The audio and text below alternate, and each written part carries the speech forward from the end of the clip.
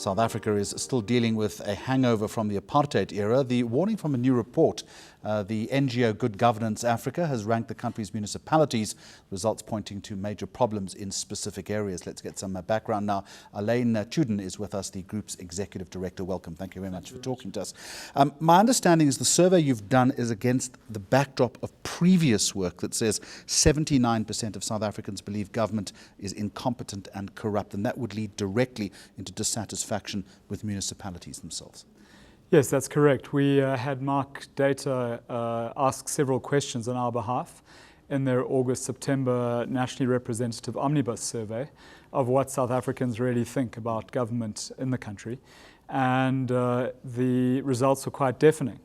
As you've said, close on 80% of the people surveyed feel that incompetent and corrupt people in government are responsible for the poor state of the economy. All right, we're going to look at the municipalities in just a moment, but you ranked over 200 in the country. You were essentially checking, if I'm not mistaken, availability to deliver service. Principally, that's what you were looking at. Yes, well, so we ranked 234 local and metro municipalities because the district municipalities are made up of the locals. So we ranked those according to 3 clusters. We looked at administration, at economic development, and at service delivery. So service delivery formed 8 out of 15 indicators. So it was in the bare majority.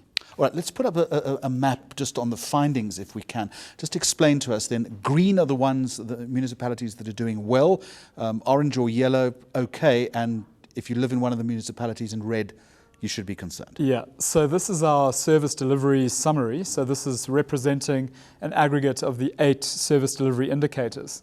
And the heat map shows the top third of the country in green, the middle third as a caution, and the red, obviously the lowest third of the municipalities in the country for service delivery.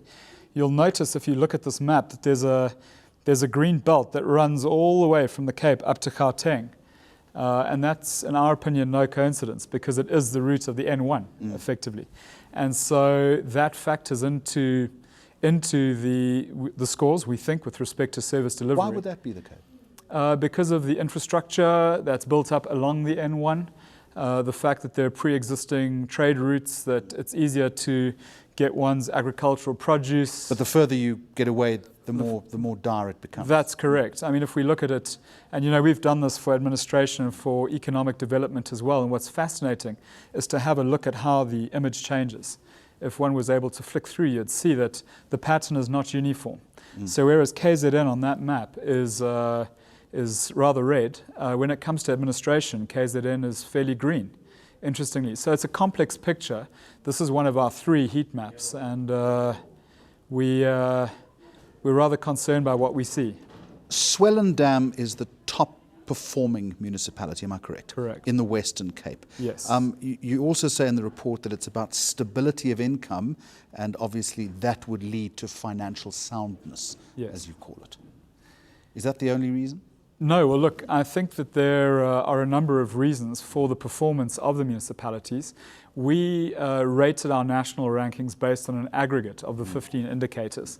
So amongst those, financial soundness, compliance, stats that were based on Auditor General's reports, Treasury reports, extended works program data, stats essay. So Swellendam comes out not because it's necessarily the top in each of these, but because on aggregate it performs well across all of the indicators. Which means that life is better for people living in its jurisdiction. Absolutely. If we compare what's going on in Swellendam with, for example, Mbizana, which is the let's go right to Mbizana if we Right. can. That comes in at 234. What is life like for people in Mbizana compared to Swellendam? Life is pretty awful for people in Mbizana. There's great dissatisfaction with service delivery and the lack thereof. Water is extremely problematic. It's in short supply. What's actually extremely ironic for us is that this is the birthplace of Oliver Tambo. Although it's located in a former homeland, or Bantustan, one would have expected that these are the areas that need to be prioritized. Among a long list of recommendations on how to fix municipalities that are dysfunctional, one is the obvious one, investing in resources. What resources, but perhaps of more concern, is where the money comes from? Well, this is the million-dollar question. We've just probably more than $1 million. Seen this. Yeah. Well, if we look at the budget, it's substantially more than that. You know, it is true that we need resource allocation, but I wouldn't say that it's a one-size-fits-all approach. We can't, just indicate one single answer to this. Different areas and different municipalities have different needs. As I've indicated, if one looks at the findings that we've obtained, in certain areas, service delivery needs to be pulled up by the bootstraps.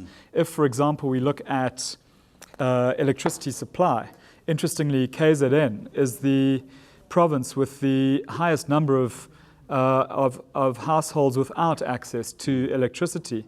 If we look at the Eastern Cape, the problem there appears to be sanitation. So it's not different areas need different interventions. And this is where one would hope that government and citizens alike can use this information to actually target what is necessary for their particular circumstances. Thank you very much for joining us tonight. Alain Tschudin, Executive Director of the NGO Good Governance Africa. This is Newsnight.